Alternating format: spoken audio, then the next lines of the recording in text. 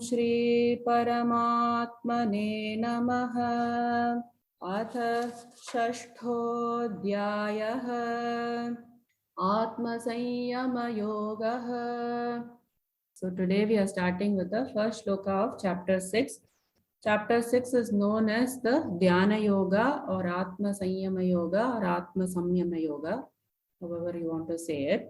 What he is going to talk about is basically divided into 4 things. Krishna is going to talk about 4 things and he is going to talk about it not in order. So what he will talk about is Bahiranga Sadhana. That is one thing he will talk about, which is, we said, is our way of life outside dhyana or our lifestyle. And Krishna is going to emphasize on this fact because what you do 23.5 hours is more important, or that is what is going to help in the dhyana, the half an hour that you do. So that is called the Bahiranga Sadhana. So whatever is external to the dhyana, that is number 1. The second thing he will talk about is the Antaranga Sadhana. That means the preparation for the dhyanam itself, like the place, the setting, the time. So those particulars for doing the dhyanam will be called Antaranga Sadhana. And then he is going to talk about the Dhyana Swarupam, which means about the dhyana itself. So that is called the Dhyana Swarupam. And then he is going to talk about the Dhyana Phalam, which means the fruit of the dhyana. So these are the 4 topics that he is going to talk about, and these are not going to come in order. So every shloka I will tell you what he is talking about in that shloka. He is going to mix it up. And after the end of talking these 4 points, Arjuna will ask a question, Krishna will reply. Then Arjuna will ask another question, Krishna will reply. 2 important questions will come at the end of this chapter. So this will be the format of this chapter. So we will start with the first shloka now. Shri Bhagavan Uvacha Anashritah Karma Phalam Karyam Karma Karoti Yah Sasanyasi Cha Yogi Cha Na Niragnirna Chakriyah. What he is talking about is in shlokas 1 to 6, he is going to talk about the Bahiranga Sadhana, which we said are the things external, the dhyana itself. What are the practices that are to be followed outside the dhyana? So shlokas 1 to 6 is going to talk about that. And guess what the first Bahiranga Sadhana is? Nothing but our familiar Karma Yoga. So he is going to talk about Karma Yoga as the first Bahiranga Sadhana. So what does he say here? Shri Bhagavan Vacha. So Krishna says, Anashritaha Karma Phalam. Anashritaha, not desiring, Karma Phalam, the Karma Phala, the result of the actions. Karyam Karma Karoti Yaha. So he is doing the Karyam, and what type of Karyam it should be? It is not any action. It's not like any action he is talking about.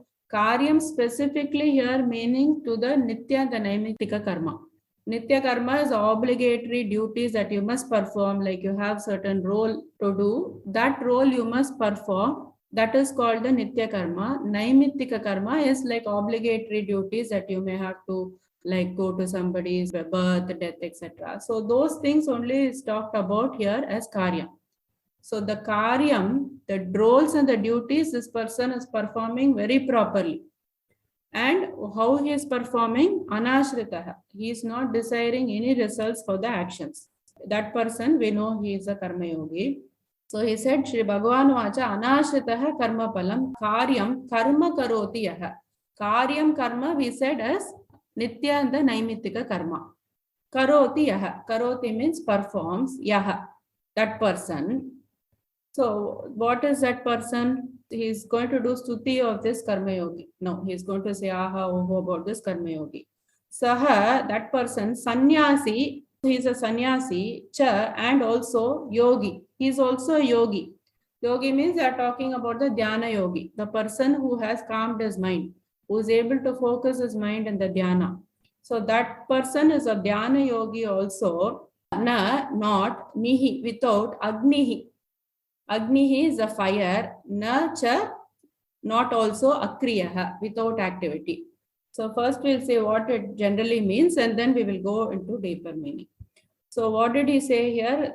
The person who performed the duty anashritaha, without paying attention to the fruits of the results, that person is what? He is a sannyasi as well as a yogi, but not the person, he's talking about another person, without agnihi. That is, he does not use the fire, he does not do an activity. Like that he said, na niragnihi cha akriyaha. Like that he said. That we will see what it means. So he said that this person is a sannyasi and the yogi, this karma yogi, but not the person without the agni or without activity. Like that he said. So we will see the meaning of it. Anashritaha, we saw the meaning of it. Lot of karma yoga shlokas we have seen. Neyasya nitya sannyasi yona dveshtina kankshati nidvandvo hi mahabaho sukham bandhat pramuchyate. 5.3, chapter 5, third shloka. That was, so he said that know that this person to be the sannyasi, yona dveshtina kankshati. He doesn't have the like or the dislike. Like that he praised that person, and this person was a karma yogi. And also the famous shloka, Karmanyavadikaraste, second chapter, 47 shloka, where he says that don't put your mind in the result of the action. So like that he said. That is anashritaha, we know. Karyam also we defined it. Doing the work that is fit to be done, not any activity. You don't pick up the activity you desire and you call it karyam. You only have to do what is designed for you. And if that is your role, you must perform it, and always say samachara, do it properly. So you have to do the work like that. Saha sannyasi, we said that that person is a sannyasi. Who is a sannyasi? Sannyasi is a person usually engaged in jnana yoga. Jnana yoga means what? Shravanam, Mananam and Nididhyasanam. Shravanam is the hearing of the scriptures. Mananam is clearing the doubts relating to that. And then Nididhyasanam, he will be meditating on the truth. So these are the things that the sannyasi will do. So Krishna has equated this person, Karma Yogi, to the sannyasi who is doing all these things. And he also says that the person is a dhyana yogi, because the last stage will be the nididhyasana, where he'll be meditating on the truth. So he says his karma yogi because he's like calmed his mind because of least expectations or no expectations. He is the one who is also a dhyana yogi because his mind is calm. That's what he wants to say. Niragnihi. Niragnihi is what is used to refer to the sannyasi. That term is used to a sannyasi. That word we saw towards the end of the shloka. And Sa-Agni, which is opposite of Niragni, is used to denote to the person in the householder lifestyle, the Grihastha Ashrama lifestyle. So, because what they will do is, the previous days, they used to have, like when a person goes from Brahmacharya to Grihastha Ashrama, a fire will be initiated, which will be known as the Garghapatya Agni. So that fire will be initiated, and the person will daily, he has to keep the fire alive. And the fire can cease to exist on two accounts. One is when he is dead, or one when he takes the sannyasa. So that's why for sannyasi they use the word niragni. And also sannyasi cannot do any activities using the fire, like that. So this is a term used to describe the sannyasi.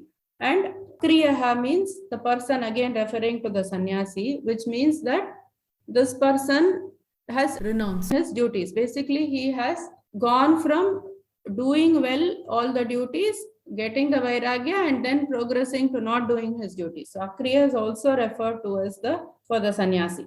So here what Krishna wants to say is that don't think that mere niragni and kriya qualifies you. Karma yoga is very important because what is it? It is attitude behind the work. Only if you develop the right attitude, you do karma yoga, then you can leave karma yoga and become a niragri and akriyaha. Don't be attracted to niragri and akriyaha, because don't think it is jolly life there, like no need to do anything like that. That is why he puts the karma yogi before even the sannyasi. He says it looks very attractive, but you have to, like how a person has to pass second standard and then only go to third standard, like that. You have to do karma yoga and get the right way of thinking. After you have done everything, then this is a good thing for you. But don't be lured by you can be without doing any karma like that. That should not be the thing. That is why he put the karma yogi. He did the stuti of the karma yogi, and he says that karma yoga, why he wants to come is in the topic of the dhyana. If you want a peaceful mind, then you have to have a certain way of thinking, attitude, and lifestyle. All that is going to be emphasized. Only when all this combines, you will get the fruit of the dhyana. Like you will be able to sit peacefully in the dhyana. You will be able to settle your mind in the dhyana. So that's why he wants to emphasize all the foundational things. That's why he did the stuti of the Karma Yogi in the first, and he mentioned Karma Yoga as the Bahiranga Sadhana. I will read the general translation. The Supreme Lord said, those who perform prescribed duties without desiring the results of their actions are actually sannyasis and yogis, not those who are merely ceased performing sacrifices such as the Agnihotra Yajna or abandoned bodily activities.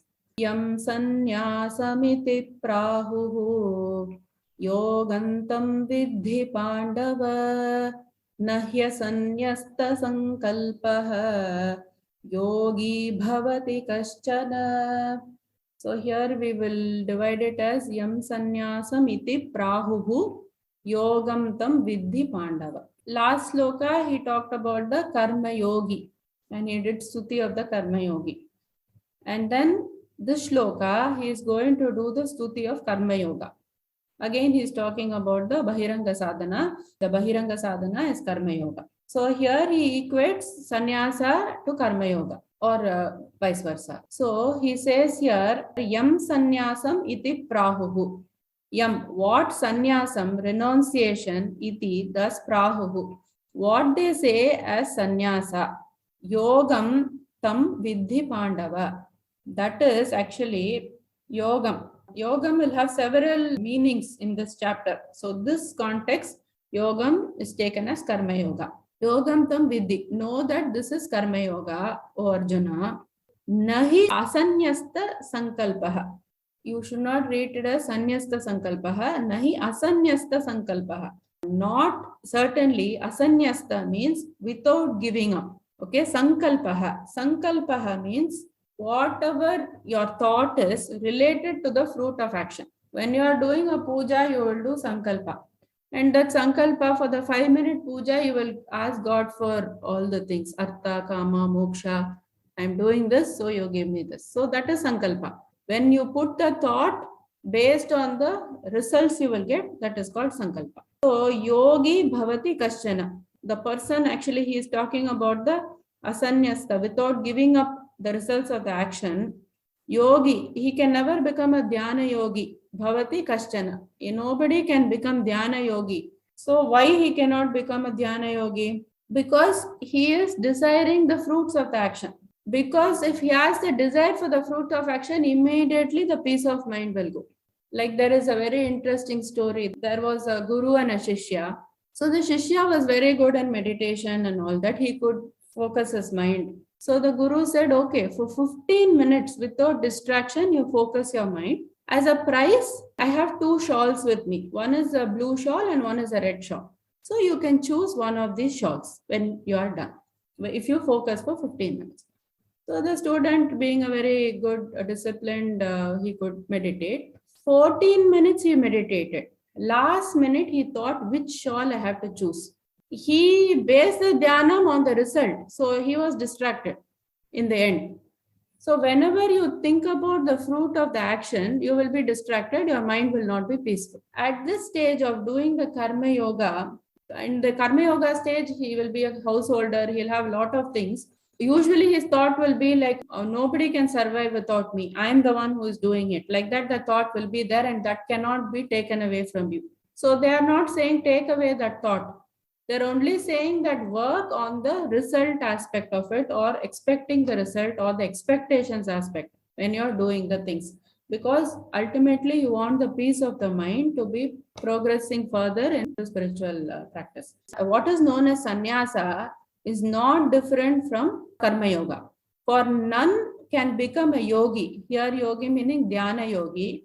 without renouncing worldly desires and the fruits of the desires. This is the meaning of the shloka. So why we are doing karma yoga is basically for chitta shuddhi, that we should purify our mind. So when a purification comes, and for dhyana, because our mind will not be disturbed, what will happen to this, what will happen to that, that usually nags our mind. All those things will stop because your focus will be on just doing the thing, and your mind will be peaceful. Shloka number 3. Arurukshormuneryogam karma karanamuchyate yogarudhasya tasyaiva shamah karanamuchyate. This is one very important shloka. Again, he is talking about the Bahiranga sadhana, and he is talking about the karma yoga only. He is setting a limit to the karma yoga. So question always be how long we should do the karma yoga. So he is going to talk about two kinds of people. Two words he is going to use. Arurukshuhu and yogarudaha. Arurukshuhu means the one who is a beginner. He has desire to do the dhyana yoga, but the yogyata or the capability is not there for him. So this person, this kind of person, what he must do is he must be in karma yoga. The one who is desiring to do dhyana yoga, he has a desire, he has an intention, but somehow the capability is not there for him to sit in the dhyana. So what must this person do? He must do the Bahiranga sadhana of karma yoga to bring his mind under control. Then he must be doing the dhyana yoga. So this person is the beginner, Arurukshuhu. And yogarudaha is the person who is established in dhyana yoga. So this person who is established in this dhyana yoga, this person can abandon the karma yoga. We will see what it means word by word. Arurukshuhu munehe yogam. Arurukshuhu means, I said, the beginner. Okay, so Arurukshuhu munehe, he already called him a muni. Okay, he is praising this person. Munehe yogam. Here yogam means dhyana yoga.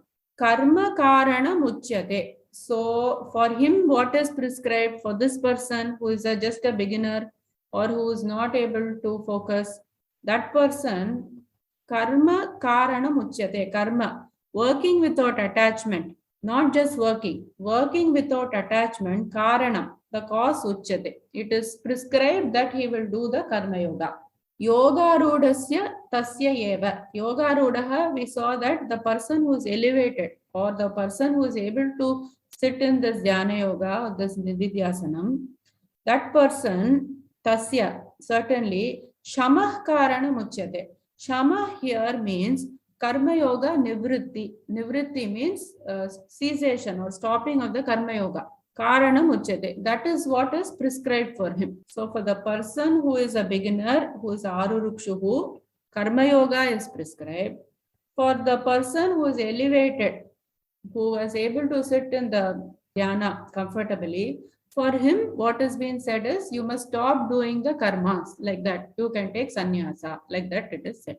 So what it basically means is the step-by-step process. Like suppose you are studying for exam. You have to give the exam. Studying is equated to karma yoga, suppose. So you will study, you will prepare. Then you have to give the exam, right? That is the step. So at that time, you have to stop the preparation and go into the examination hall and give the exam. So one step has to be left at some point and you have to progress to the next step. Once you get the capability, you're prepared adequately, then you must go and give the exam. Like that, the two steps are mentioned. The general translation of this is, to the one aspiring in perfection of dhyana yoga, work without attachment is said to be the means. To the sage who is already elevated in dhyana yoga, yoga nivritti or the cessation of the karma is the means. So shloka number 4. Yada hinendriyartheshu na karmasvanushajjate sarva sankalpa sannyasi yogarudhastadochyate. So here he is giving the quality of the yogaruda. When he mentioned those two words, we all had a curiosity. Who is this yogaruda? What is the quality of him? So he is going to give the quality of this yogaruda. The yogaruda means what? We said that the person who is established in the dhyana. Krishna wants us to take the great examples, and we want to be like that. So he says here that what are the qualities? He says, Yadahi na indriya atteshu. Nothing is new here. All that we have seen before only. Yadahi, when he certainly na indriya atteshu, for the sense objects. Na karmasu anushajjate, not for actions. He is going to give three qualities which we will discuss. So one is he's saying is the indriya atteshu, for the sense objects, na karmasu, not for the actions, and anushajjate, he is not attached to these two things. Then he says sarva sankalpa sannyasi. So sarva sankalpa, so he has renounced all the desires and also the desires for the fruits of the actions. Sankalpa, we saw that it is related to the fruit. When the thought is related to the fruit of action, that is called the sankalpa.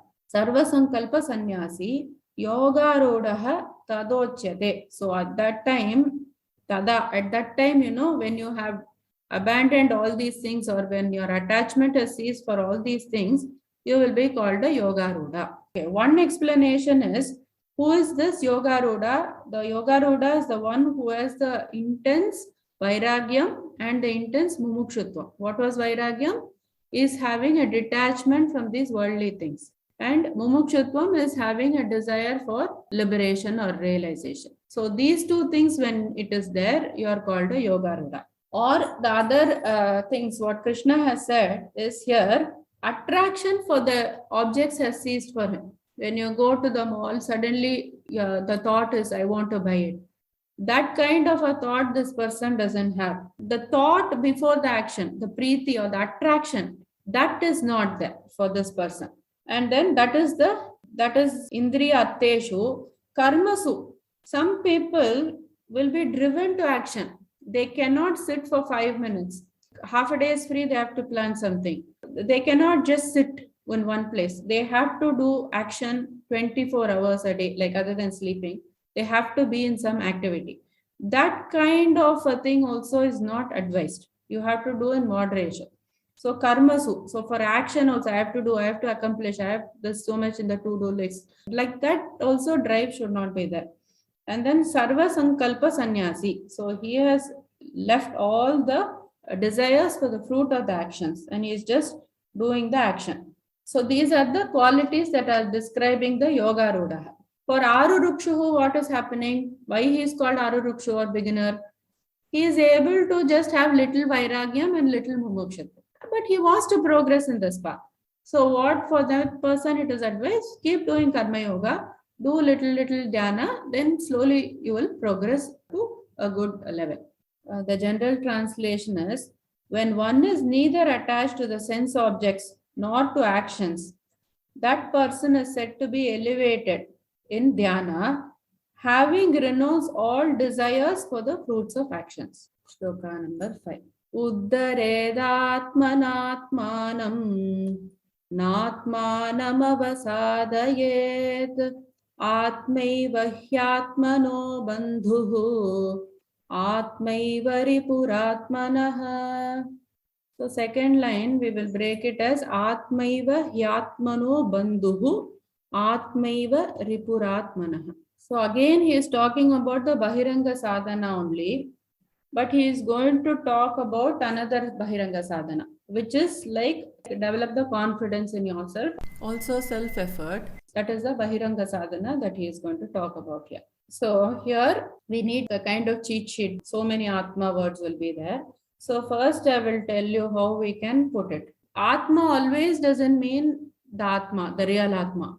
In Sanskrit, it is based on the interpretation of the context. So Atma can mean mind, it can mean body. Like that it will be interpreted. So Atma here, contextual meaning is the mind here. And Atmana, we put it as by the mind, Atmana. And then Atmanam. Atmanam is the self, your higher self. Like that you can say. And Atmanaha is of the self. So first he says, Uddaret. Uddaret means elevate. Atmana. Atmana we said was by the mind or through the mind. So he says, elevate through the mind, Atmanam, the self. Atmanam avasadaye. So Atmanam again is used, which means the self again. Avasadayet means degrade. So what he is basically saying in the first line is, elevate yourself through the mind or by the mind and do not degrade yourself. That's what he says in the first line. And then he says here, Atma eva hi atmana bandhuhu. Atma here meaning the mind. Eva, certainly, he indeed. Atmana means, we said, of the self. So what is it? The mind of the self becomes what? Bandhuhu, friend. The mind becomes the friend of the self. And then he says, Atma eva hu atmanaha. Atma eva ripuhu atmanaha. That means what? The mind itself becomes the, certainly ripuhu means enemy. Atmanaha is of the self. So mind becomes the friend of the self. Mind can also become the enemy of the self. If I read the general translation, you will understand it.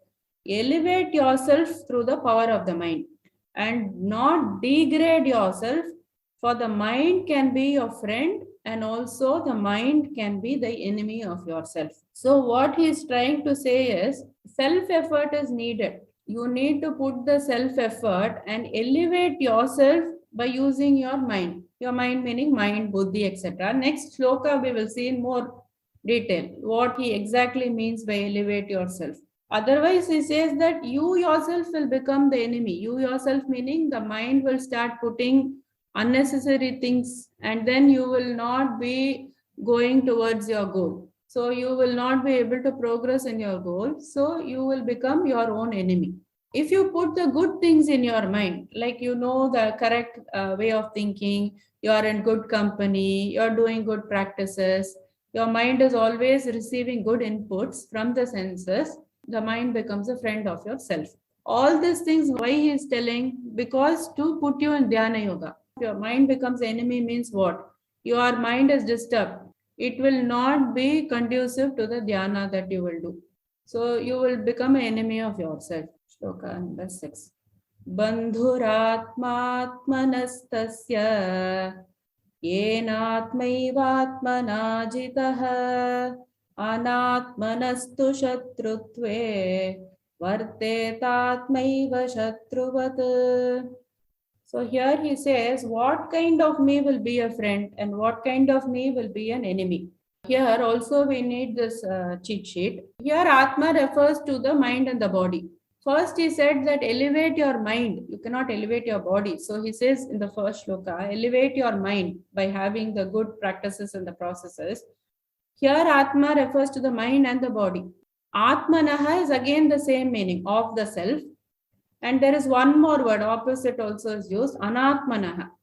Anatmanaha refers to the uncontrolled self, the opposite of atmanaha. The self meaning the proper self, the controlled self, and anatmanaha here means the uncontrolled self, and atmana is by the mind or through the mind. Now with this we will read the bandhuhu atma. Bandhuhu, friend, atma, the mind and the body, atmanaha, of the self. The mind and the body becomes a friend of the self. Tasya yena atma, by whom atma, the mind and the body, eva atmana. It is through the mind, right? So what are we trying to say here? Atmana jitaha. We have to read that together, otherwise it will become confusing. So what we are trying to say is the person's body and the mind, it will become the friend when you are controlling the mind. Atma, mind and the body, atmanaha, of the self, tasya ena atma eva atmana jitaha. So if you have controlled your mind, then your mind and body will become your friend. And anatmanaha to shatrutve. Anatmanaha means the unconquered self. What does it mean by unconquered self? Shatrutve. It is become an enemy. Vartate remains atma eva shatruvat. The atma here means the mind and body become the enemy of the unconquered self because he has not conquered his mind. For those who have conquered the mind, it is a friend. For those who have failed to do so, the mind works like an enemy. So if you have conquered your mind, then your mind and body becomes the friend of you. If you have not conquered your mind, then your mind and the body becomes the enemy of you. Self meaning you. That's all. Here, what he's saying is nothing can come without self-control. So in chapter 2, we saw one verse from Kathopanishad, like where everything was equated to the chariot. I don't know if you remember, I will read that again. Atmanam rathitam vidhi shariram rathamevatu buddhim tu saratim vidhi manaf pragrahamevacha. So what they want to say is, know the Atma to be the master. So the chariot, you take the example of a chariot and you think that there is a master, and then the body is the chariot and the intellect is the charioteer, the reins are the mind and the horses are the senses. So keep that example. That example is given. Explanation will be like this. He whose charioteer in the form of the intellect is wise and discerning, whose reins in the form of the mind is properly controlled, and whose horses in the form of senses are well disciplined, such a person possessed of pure heart reaches the supreme state wherefrom he does not return. So this is given in the Kathopanishad. The grass, the field is equated to the sense objects. Senses, the horse is going, if you do not control it with the reins of the mind, and who is controlling it with the reins is the charioteer, which is the buddhi. It has to give the instructions. Don't go in this way. This is too much. This is not right. Like that, the buddhi has to have the capability to instruct the mind. The mind has to follow it and pull back the horses, which would just go in different directions. The master is actually the Atma. So like that, the example is given. So this is what has been said here also. If you do not do all that control, then you will become the enemy of yourself. It cannot be both ways. People think that I can enjoy all these things at the same time I will progress in spiritual life. No, that is not the answer. If you want to go in the spiritual life, you have to cut back and then control the mind and do those practices. Only then you can progress. So the mind is what has to be observed and it has to be correct. Okay. Shloka number 7. Jitatmanah prashantasya Paramatma samahitah Shitoshna sukha dukkheshu Tatha manapamanayoh. So in shloka 7 to 9, he is going to talk about the dhyana phalam. I said 4 topics are going to be discussed. The bahiranga sadhana, the antaranga sadhana, dhyana swarupam and dhyana phalam, and no particular order. So every shloka I will tell what topic is going on. 7 to 9, he is going to talk about the dhyana phalam. The fruit of all this is going to look like. So he is saying, Jitatmana prashantasya, Jitatmanaha, the one who has conquered his mind, prashantasya. So he will have the peacefulness. And what will happen to him is Paramatma samahitaha. The God or the Brahman will become very evident to him. So the things we need in the mind is the purity and the stillness. So once he gets these two, then it becomes very evident for him. So then how he behaves? Shitoshna sukha dukkheshu. Shita and Ushna, same things, the dualities. The Shita is the cold and Ushna is the heat. And Sukha is happiness, dukkheshu, the distress. Tatha also mana apamana yoho. Mana means honor, praise. Apamanaha means dishonor. They are saying that the 3 things he has conquered. He has conquered the Shitoshna is acting on your body. The heat and the cold is affecting your body. So he has overcome that. And Sukha Dukkheshu. Sukha and Dukkha affect your mind. So that his mind he has conquered. And Mana Apamana is affecting your buddhi. Because if you are a really dumb person, if somebody, dishonors you, you will not even know. So the buddhi is working properly, only know somebody has insulted me. So all the 3 things he is kept in check and he is not affected by the dualities.